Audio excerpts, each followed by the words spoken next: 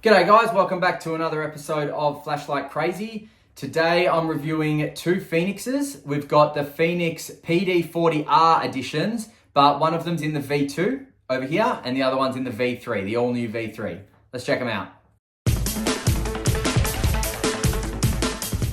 Alrighty, well, I'm excited about this one because when the PD40R V2, this one on my right, came out with the luminous SST70 LED, I was really excited. I haven't reviewed it solo yet, so I'm looking forward to that. But I was really excited because it's got this rotary area, so you can hold it as an EDC and have full control of what output you have. Then when the PD40R V3 came out, I thought, well, I've got to do a comparison because I've heard great things about the V2 and now they've come out with the V3. And it seems to me so far that the only difference, and I know there's more differences, but the only difference so far is that the V2 over on my right has a luminous SST70 LED and the V3 on my left has a SFT70. So you are going to get a tighter hotspot in this one. You are going to get more throw and cooler white, I believe, as well. So we'll wait for the night shots for that. But just while we're on that, it does look, and this could be, mind tricks or whatever, but it does look that the reflector is a little bit deeper in the V3. I could be wrong, but it looks like it. Again, that will be adding to candela and throw as well. Now, both of them tail stand. The V3 is slightly taller, as you can see there. But in terms of in the hand, they both feel pretty good. The V3 does feel a little bit better because of the extra height. So I will do the measurements, but look, we're probably talking about 0.5 centimeter. And that really does kind of notch in the back of your palm there for some extra grip. Not that the V2 is not grippy at all, because it very much is, but the V3 has got some extra security just by that, the tail kind of really locking into your palm there. Now, in terms of aesthetics, they both look absolutely identical with some very, very minor differences. One of them being the rotary ring is different. So as you can see there, the rotary ring on the V3 on the left has got more kind of ribbed areas for better grip. And I like that. I think that it is better. The V2, see here, it does have some, raised ribby areas, but nothing like the V3. So the V3 definitely wins in that regard because it's so much easier to turn with, just your finger and your thumb. Charging ports are exactly the same, quite shallow, but these do have good IP ratings, which I will let you know shortly. But see, look at that. Trying to get it back in is just a pain. I hate that. But when it goes in, it's good. It's good. So I'm not complaining too much. V3, let's have a look. Yeah, exactly the same. Shallow, but, it's all right. Now, let's just get that in there. Okay, now pocket clips, exactly the same. Tails, exactly the same. Both have tail standing, as I've shown you. Now, you do have 1, 2, 3, 4 outputs, then SOS, then strobe on the V3. There it is. On the V2, 1, 2, 3, 4, and strobe. No SOS, which is a shame because SOS is really useful, and I feel like I wish it was in the V2. Now, batteries, identical, 5,000 milliamp hour, 21700 3.6 volt lithium batteries. So we'll go ahead and install them now. Now the head and the body disassemble, the tail does not. Very nice threads, really smooth action. Wow, look at that. The head is much longer and the neck is much longer in the V3, as you can see there. Oh, ouch, okay. Strobe works on the V2, that's good to know. So just be wary when you are doing that up that it is on off, that it is notched on off, because that can be a problem, as you just saw.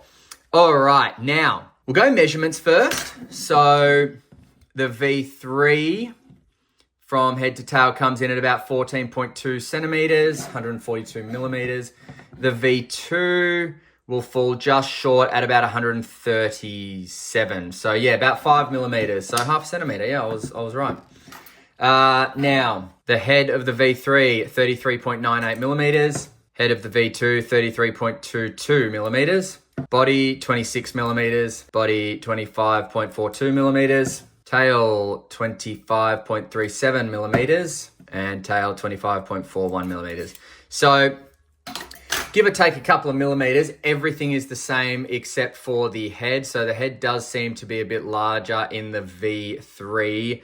Not by much, gosh, but that's by a bees, you know what, that's all that is. But it is taller, it is definitely taller. Now the weight with the battery and pocket clip of the V2 comes in at 189.82 grams. And the weight of the V3, battery and pocket clip included, 197.68 grams. So a little bit heavier is the V3. Now both of these lights are IP68 water rated to 2 meters, and both are 1 meter drop resistant. Both of these lights have a battery level indicator on the neck here. So if I just turn that on, you'll see it there, and turn it on, you'll see it there, and that will disappear momentarily. Okay, now let's go over our lumen outputs. So the V2 is in my right hand, the V3 is in my left hand. So the V2 first comes on, and now I just really want to emphasize it is so much easier to turn the V3. It's firm, but it's easy. It notches in at every little, SOS is a bit finicky actually. Oh, yeah, okay. So from the highest output to SOS is a bit finicky, but everything else is just sublime. Whereas the V2, see that I missed the first output very easily, and then it kind of catches really nicely. So just a note to that. Okay, so the V2, the first output on the V2 is a low of 30 lumens, which you'll get for 88 hours. The first output on the V3 is a low of 30 lumens, which you'll get for 89 hours. Now, this is a good time to take a look at these hotspots. So SFT70 on the left, SST70 on the right. More of a mixed beam you're going to get on the right. See the bleeding around the hotspot? So the bleeding is this area here. Okay, so it's the transition, it's the light surrounding the hotspot. And that indicates a mixed beam profile. Whereas over here, you've still got bleeding, but you've got a more concentrated hotspot than this one over here. So as we move up, hopefully you'll see that more if my camera can catch it. But by eye, I can see very clearly that this is a much more of a mixed beam. Now, the next output of the V2 is medium 350 lumens for 8.5 hours.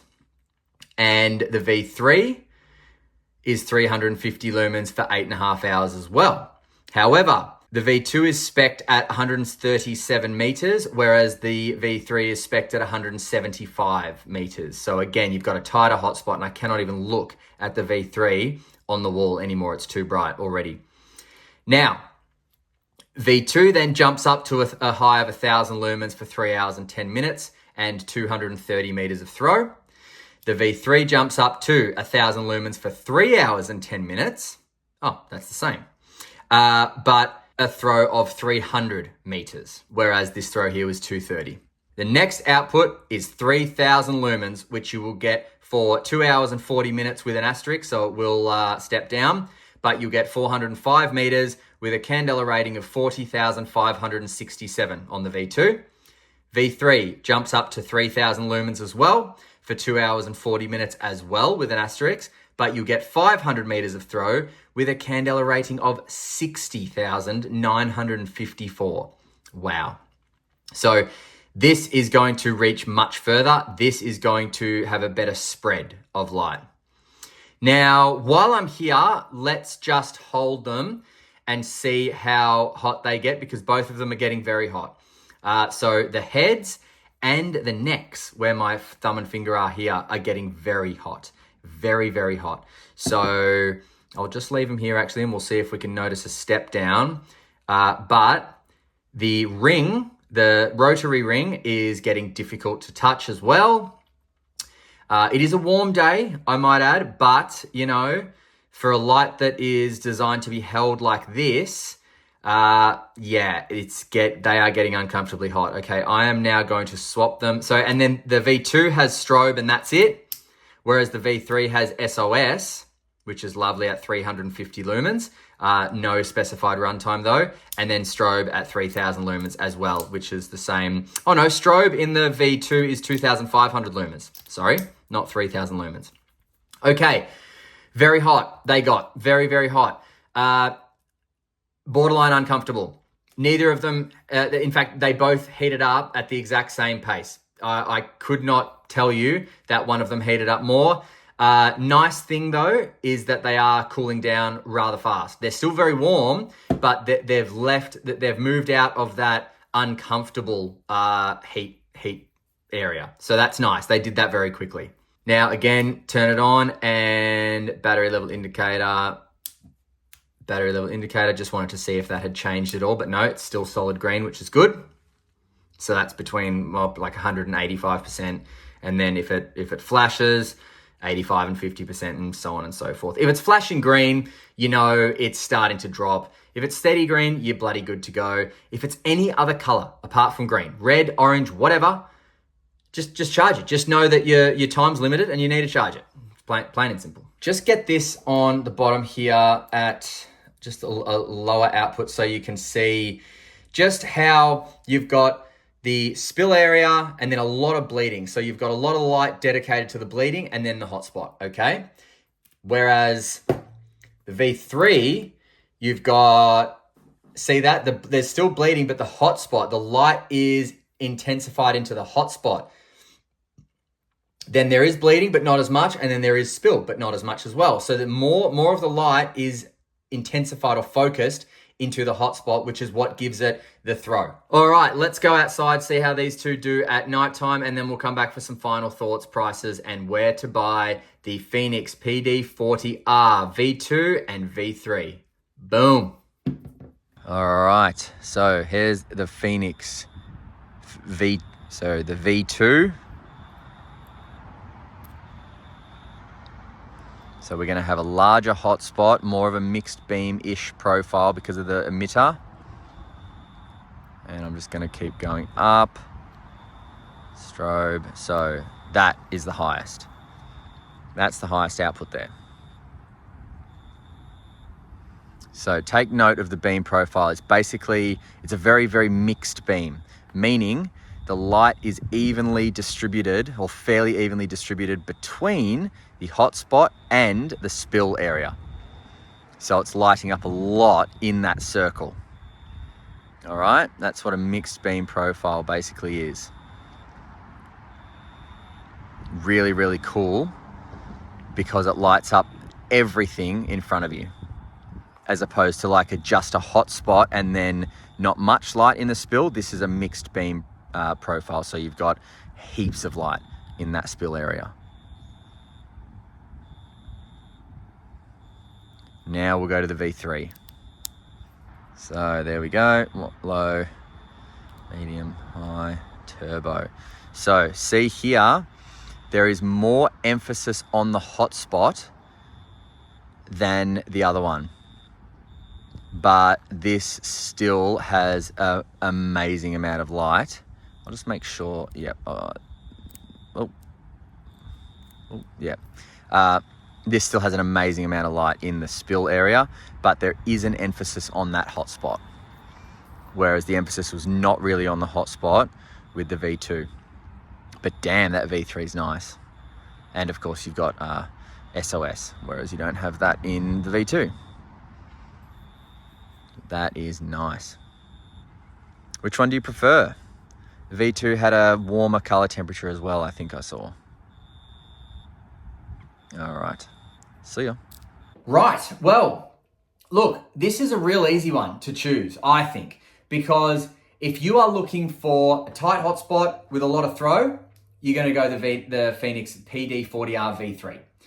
If you want more of a larger hotspot with a mixed beam, meaning that more light is evenly dispersed from the hotspot into the spill and bleeding area, then you're going to want to go the V2. So to me, it's a simple choice. Throw or a more even spread of light. For me, it's the V2 still. I love the V2. I'm shattered it doesn't have SOS though, because I love the thought of SOS. But I don't plan on getting lost anytime soon in the wilderness, so I'll deal without SOS. But the V2 is great because it's got an even spread of light, and I love that about it. It's large hotspot, bleeding, spill, more even than just hotspot, bang, spill, you know? But this is going to be someone's best friend, so don't let me talk you out of it. It's just that the V2 would be my preference.